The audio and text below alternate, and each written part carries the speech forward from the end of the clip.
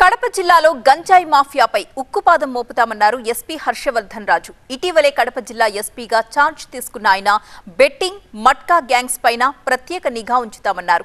అటవీ శాఖ red sandal task force వారితో కోఆర్డినేట్ చేసుకుని అక్రమ రవాణాను అరికడతామన్నారు. దీనిపై మరిన్ని వివరాలు మా కరెస్పాండెంట్ సుధీర్ అందిస్తారు. కడప జిల్లా ఎస్పీగా బాధ్యతలు తీసుకొని దాదాపు 15 రోజులు పూర్తయింది హర్షవర్ధన్ రాజు గారు.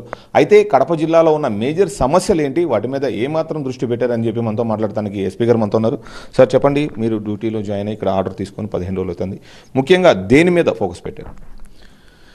మనకు కడప జిల్లా వరకు వస్తే ప్రధానంగా ఇక్కడికి వచ్చిన తర్వాత పబ్లిక్ నుంచి కానీ ప్రజాప్రతినిధుల నుంచి కానీ వచ్చినటువంటి ప్రధానమైనటువంటి ఇష్యూ గాంజా యొక్క దాని ప్రభావం ఎక్కువగా ఉంది. కాలేజెస్లో పిల్లలు కానీ బయట కానీ గాంజా కన్జంప్షన్ వల్ల కొంతమంది కొన్ని అసాంఘిక కార్యక్రమాల్లో పార్టిసిపేట్ చేయడం కానీ దానివల్ల సమాజంలో ఒక తెలియని భయాందోళనలు ఉన్నాయనేది వాళ్ళు ప్రధానంగా చెప్పిన విషయం. సో గాంజా నిర్మూలన, దానికి సంబంధించి నివారణకి ఏ విధమైన చర్యలు చేపట్టాలనేది మనం ప్రధానమైన ఇదిగా గుర్తించాం. దీనికి తోడు ఇంకా అదర్ ఇష్యూస్ కూడా లైక్ ఆ బెట్టింగ్ కావచ్చు, తర్వాత పోతే మట్కా కావచ్చు, గ్యాంబ్లింగ్ కావచ్చు, ఇవన్నీ కూడా మన జిల్లాలో కొంచెం ఎక్కువగానే ఉన్నాయని చెప్పి దాని గురించి కూడా వినడం జరిగింది. సో వీటన్నిటికి సంబంధించి మనం సమగ్రంగా పోలీస్ అధికారులతోటి వీటిని ఎంతవరకు మనం కట్టడి చేయాలో దాని గురించి చేసే విధంగా కార్యాచరణ రూపొందించుకోవాలని చెప్పి నిర్ణయించుకోవడం జరిగింది. గంజాయికి సంబంధించి మీరు గత 4 రోజులుగా 100 days ప్లాన్ ఏదో దాని మీద ఫుల్ ఫోకస్ పెట్టినట్టు తెలుస్తుంది. ఎంతవరకు గంజాయి వాళ్ళు ఎంతమంది ఉన్నారు, అసలు దాని మీద ఏమన్నా సమగ్రంగా మీకు ఏమన్నా అవగాహన?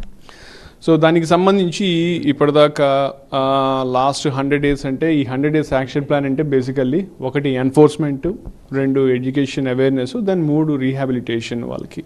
సో దానికి సంబంధించి కాలేజెస్, స్కూల్స్ ఏదైతే ఉన్నాయో దాదాపు 350 చిల్లర దాకా స్కూల్స్, కాలేజెస్ మన జిల్లాలో ఉన్నాయి. వాటన్నిటిలో కూడా అవగాహన సదస్సులు నిర్వహించాలని ఇప్పటికీ మన అధికారులు కూడా ఈ కాలేజెస్ అన్నీ కూడా స్కూల్స్ అటెండ్ కావడం, పిల్లలతో ఇంటరాక్ట్ కావడం చెప్తున్నారు, చేస్తున్నారు.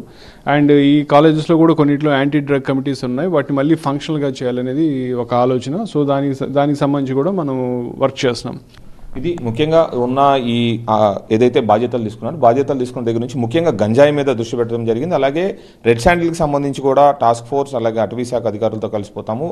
అలా మరోసారి ఈ రెడ్ శాండిల్ దాని మీద కఠినమైన చర్యలు ఉంటాయని చెప్పేసి అంటున్నారు. ముఖ్యంగా బెట్టింగ్కి సంబంధించి కూడా దాని మీద కూడా దృష్టి సారించాం. ఆ బెట్టింగ్స్ జరగకుండా ఉండడానికి అయితే ప్లాన్ చేస్తా ఉన్నాం. ముఖ్యంగా ఇక్కడ ముందున్న టాస్క్ గాంజాని అయితే ఎట్టి పరిస్థితుల్లో అరికట్టాలి. అందుకే కొత్తగా ఒక 20 మంది స్పెషల్ టీంని కూడా హెడ్ ఆఫీస్ తెచ్చుకున్నామని చెప్పేసి ఎస్పీ చెప్తా ఉన్నారు. కెమెరా పర్సన్ రాజేష్తో సుధీర్, TV9 కడప.